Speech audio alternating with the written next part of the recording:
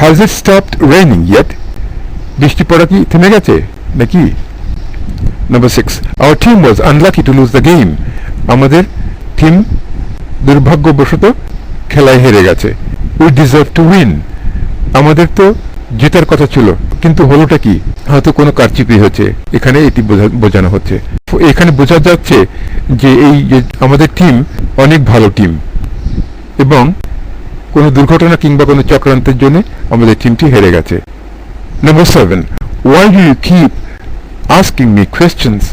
Keep বললে আমরা on ব্যবহার করতে পারি, কিপ অন আস্কিং কিংবা কিপ আস্কিং দুটোই আমরা ব্যবহার করতে পারি। তাহলে এখানে জোরান ব্যবহার করা হয়েছে, why do you keep asking me questions? তুমি আমাকে এত প্রশ্ন জিজ্ঞেস করো কেন? Can't you leave me alone? তুমি কি আমাকে প্রশ্ন না জিজ্ঞেস করে থাকতে পারো না? একটু একা থাকো কিংবা অন্য কিছু করো, এরকম মানে দাঁড়াচ্ছে। Number 8, please stop asking me questions. এখানে কিপ আস্কিং আর স্টপ আস্কিং দুটোই আইএনজি দিয়ে করা হচ্ছে। Please stop asking me questions, দয়া করে আমাকে আর প্রশ্ন করে জ্বালিও না তো।